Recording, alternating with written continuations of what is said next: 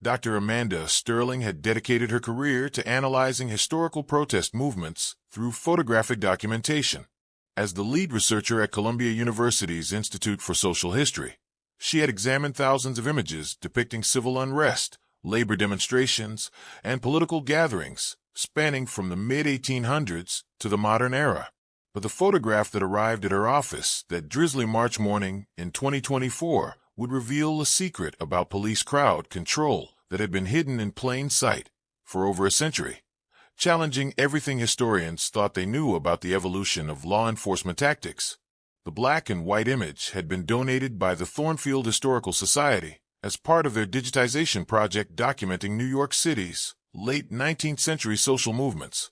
It showed what appeared to be a routine labor protest marching down Fifth Avenue in 1898, with approximately 200 demonstrators carrying signs demanding better working conditions and fair wages. The composition was typical of the era's protest photography. Workers in their Sunday best, women in long skirts and proper hats, men in wool coats despite the apparent spring weather. They marched in orderly rows down the wide avenue, their handmade signs visible against the backdrop of Manhattan's growing skyline. What made this particular photograph significant was the clear view it provided of the police response to the demonstration. Along the sides of Fifth Avenue, New York Metropolitan Police officers stood in formation, monitoring the protesters as they passed. The image captured the moment with remarkable clarity, showing both the civilian demonstrators and the law enforcement presence in sharp detail. Dr. Sterling began her standard analysis process, scanning the 12 by 8-inch albumin print at high resolution to preserve it for the university's digital archive. As the detailed scan appeared on her computer monitor, she began documenting the visible elements: crowd size, demographic composition, signage content, and police deployment patterns.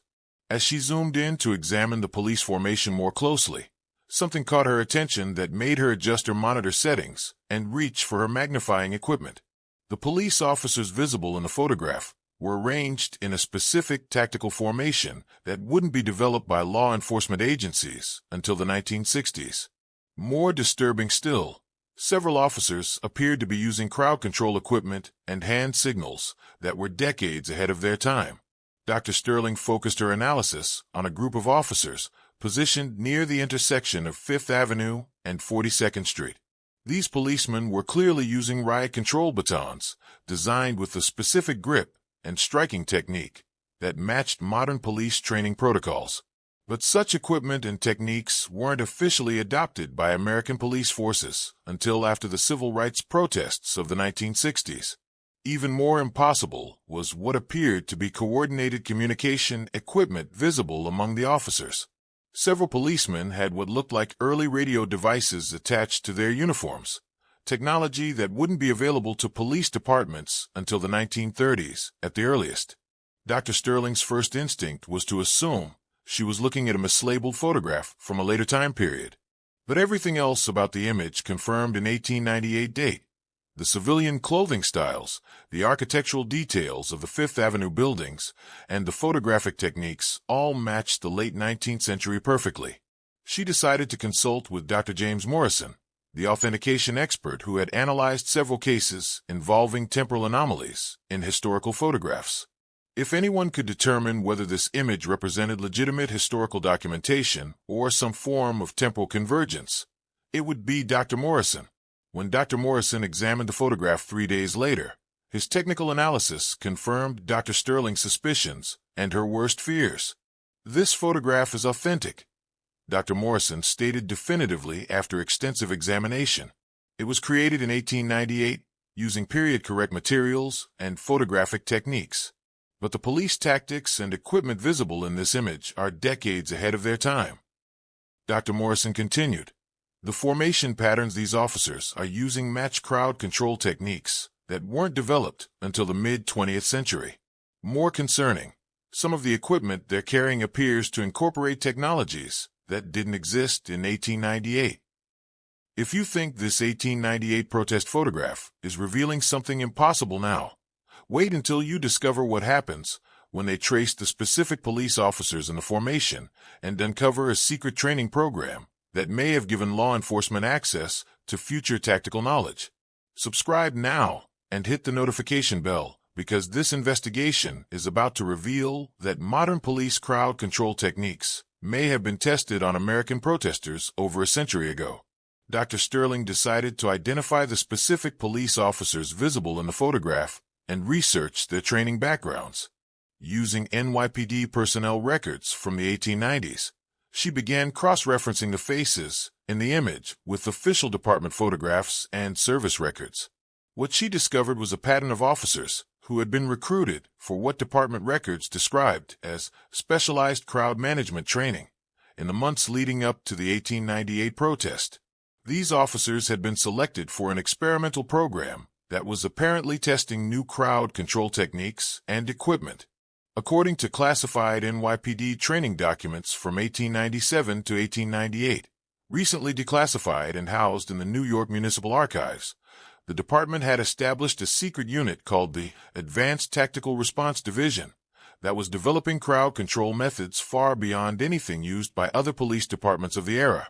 The training records showed that officers in this division had been instructed in formation techniques, communication protocols, and equipment usage that matched exactly what Dr. Sterling was seeing in the 1898 photograph. But these techniques were so advanced that they appeared to anticipate crowd control challenges that wouldn't emerge until decades later. Most disturbing were training manual excerpts that described crowd psychology theories and mass behavior prediction methods that wouldn't be formally developed by social scientists until the 1920s and 1930s. The NYPD's secret training program appeared to have been using knowledge about crowd dynamics that was decades ahead of contemporary understanding. Dr. Sterling found references in the training documents to temporal research consultants who had advised the Advanced Tactical Response Division on crowd control techniques.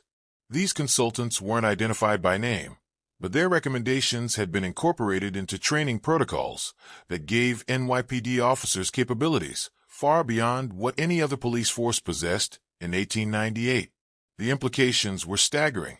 If the NYPD had indeed been using advanced crowd control techniques in 1898, it meant that modern police tactics had been secretly tested on American protesters for over a century. But the mystery deepened when Dr. Sterling discovered that the Advanced Tactical Response Division had been disbanded abruptly in early 1899, with all records sealed and participating officers reassigned to regular duties. The official reason given was budget constraints, but internal memos suggested that the program had been terminated due to temporal complications that posed risks to operational security.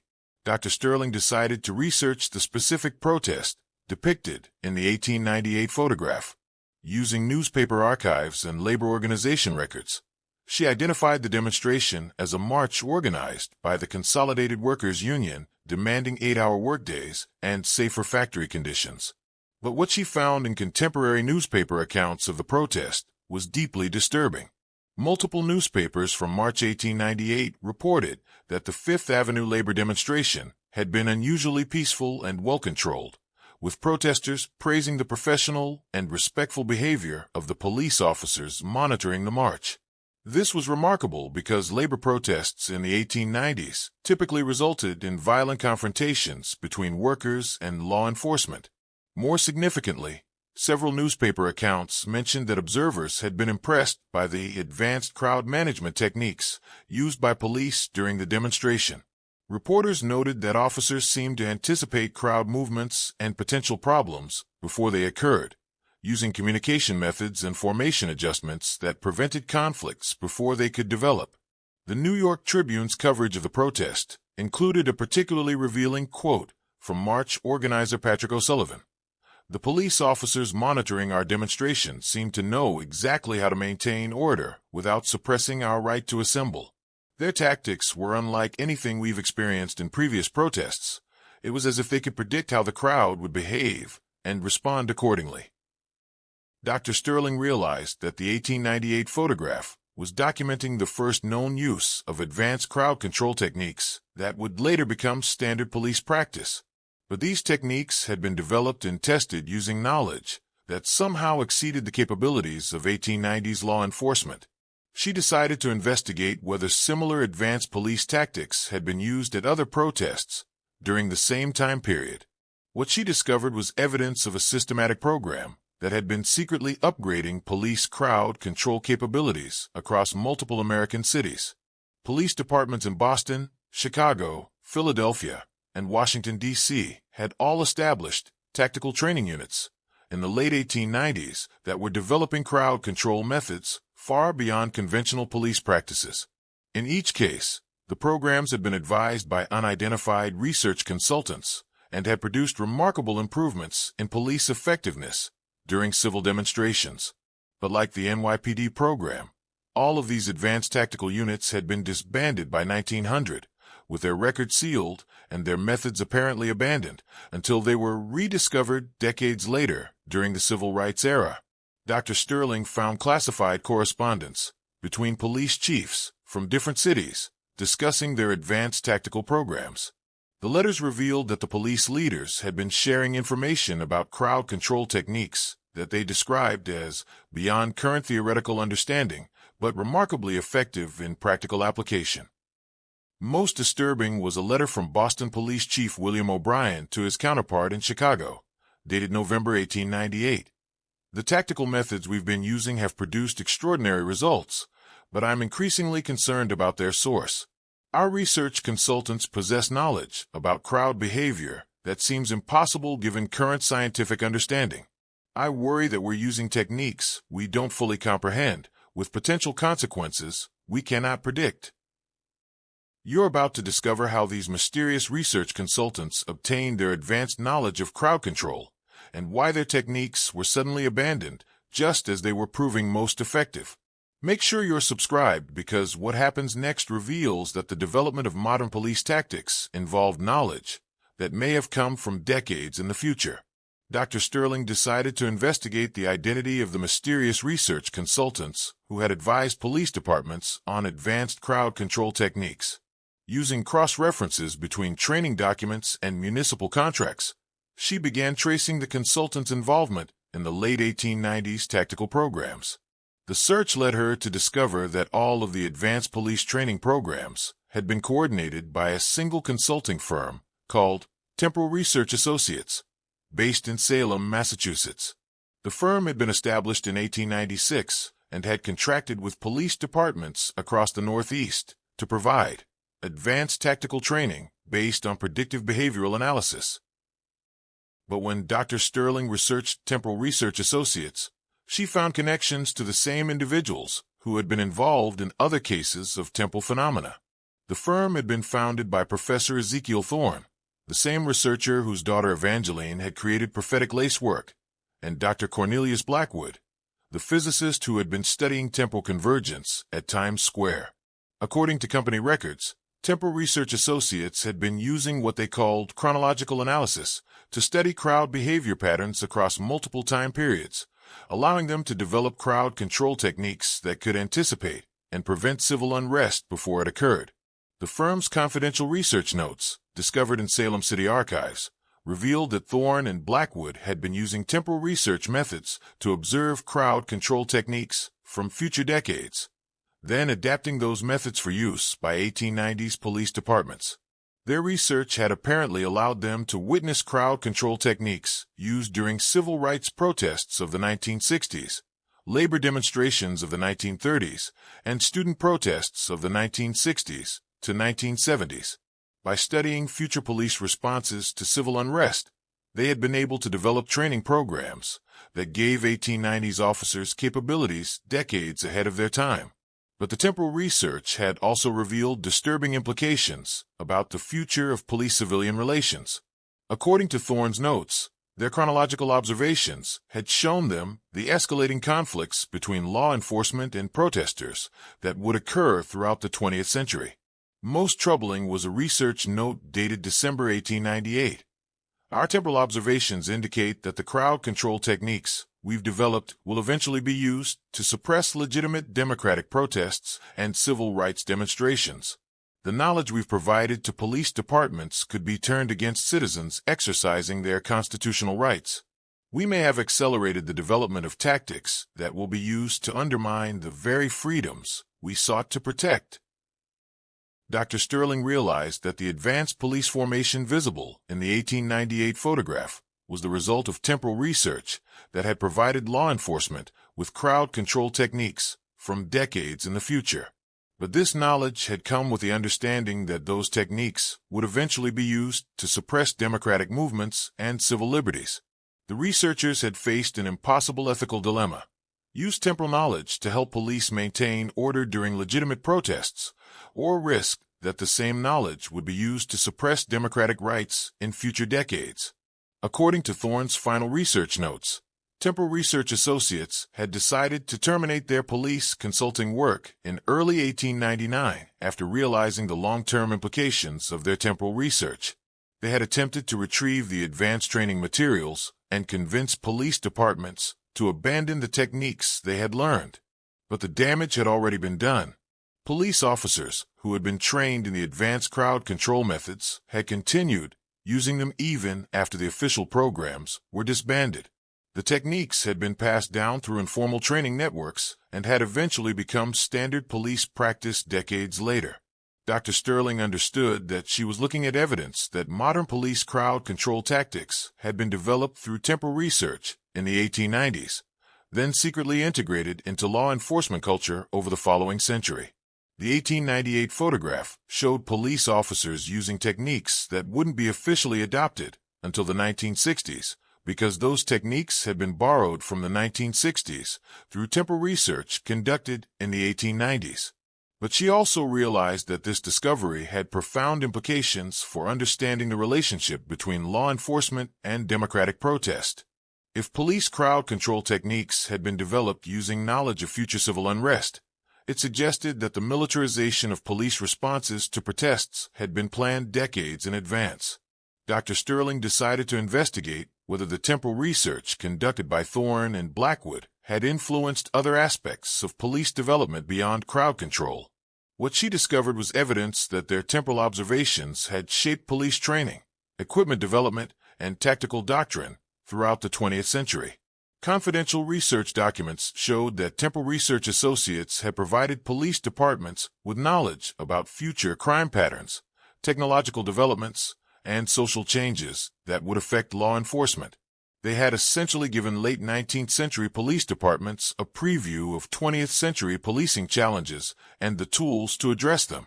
But they had also observed the negative consequences of police militarization and the erosion of civil liberties that would occur throughout the 20th century. Their temporal research had shown them how crowd control techniques would be used to suppress civil rights movements, anti-war protests, and labor demonstrations. The researchers had apparently tried to prevent these negative outcomes by including ethical guidelines in their police training programs, emphasizing the importance of protecting constitutional rights and maintaining community trust. But their warnings had been largely ignored as police departments focused on the tactical advantages provided by the advanced techniques.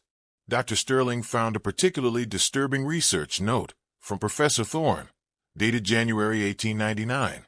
"We have seen the future of American policing, and it terrifies us. The techniques we've provided will be used to suppress the very democratic movements that make America great.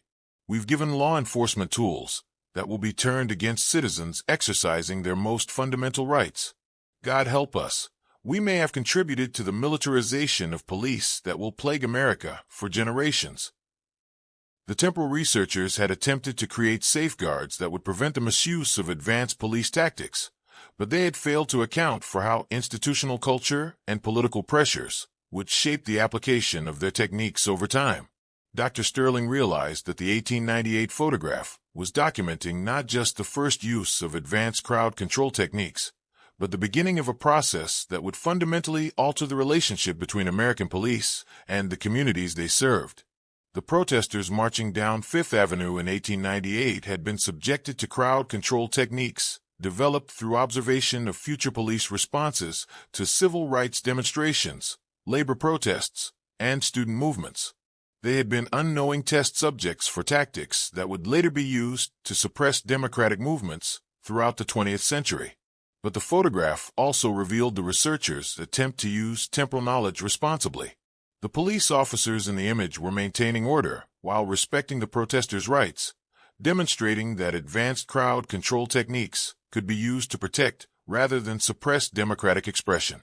Dr. Sterling understood that her discovery of the temporal origins of police crowd control tactics raised profound questions about the ethics of using future knowledge to influence present-day policy and practice. The researchers had possessed information that could improve law enforcement effectiveness, but they had also seen how that information would be misused. Their decision to share temporal knowledge with police departments had been motivated by a desire to prevent violence and protect both officers and civilians during civil demonstrations. But it had also contributed to the development of tactics that would later be used to undermine the democratic rights they had sought to protect. As Dr. Sterling documented her findings, she realized that the 1898 protest photograph had revealed one of the most significant influences on the development of American policing. The advanced crowd control techniques visible in the image had been the foundation for modern police tactical doctrine, but they had been developed using knowledge borrowed from decades in the future. The protesters captured in that 1898 image had been participating in what they believed was a routine labor demonstration, unaware that they were being monitored by police officers using crowd control techniques that wouldn't be officially developed for another 60 years. But their peaceful march had also demonstrated that temporal knowledge could be used responsibly to protect democratic rights while maintaining public order. The police formation visible in the photograph showed officers using advanced techniques to monitor the protest without suppressing it, maintaining the balance between security and freedom that democratic society required. The temporal research that had created those advanced police techniques had ended in 1899. But its influence had continued to shape American law enforcement throughout the 20th century. Every time police used formation tactics during civil rights demonstrations, every time officers coordinated using communication equipment during protests, every time crowd control techniques were deployed during political gatherings, they were using methods that had been developed through temporal observation of future police responses to civil unrest. The shocking secret revealed by zooming in on the 1898 police formation was that modern crowd control tactics had been tested on American protesters over a century ago, using knowledge borrowed from decades in the future. The protesters marching down Fifth Avenue that day had been unknowing participants in the development of police techniques that would shape the relationship between law enforcement and democratic expression for generations to come. Dr. Sterling's investigation had shown that the militarization of American police responses to protest hadn't been a gradual evolution. It had been accelerated by temporal research that provided law enforcement with advanced tactics decades before they would naturally develop. The 1898 photograph was evidence that the future of police crowd control had been implemented in the past, creating a temporal loop that had influenced American policing for over a century. But it had also revealed that temporal knowledge could be used to protect rather than suppress democratic rights. If applied with wisdom and ethical consideration, the researchers who had developed those advanced police techniques had tried to create safeguards that would prevent their misuse, even though they had ultimately failed to control how their temporal knowledge would be applied over time. The protesters in that 1898 photograph had participated in one of the most peaceful and orderly demonstrations of their era, protected by police officers using crowd control techniques that balanced security with respect for constitutional rights. Their march had proven that advanced police tactics could enhance rather than undermine democratic expression if used with proper training and ethical guidelines. If this story has opened your eyes to the hidden influences that have shaped the relationship between police and protesters throughout American history, share it with others who are ready to consider that the development of law enforcement tactics may involve more mysteries than we ever imagined. Subscribe to stay informed about discoveries that reveal the temporal forces that have influenced the evolution of democratic institutions and civil liberties. And remember, the next time you see police crowd control techniques being used during a protest, you might be witnessing tactics that were developed through observation of future demonstrations, tested on American citizens over a century ago. The 1898 Fifth Avenue protest photograph had revealed that the future of police crowd control had been borrowed from decades ahead and implemented in the past, creating a temporal influence that had shaped American law enforcement for over a century. But it had also shown that such temporal knowledge could be used to protect democratic rights and maintain the balance between security and freedom that democratic society required.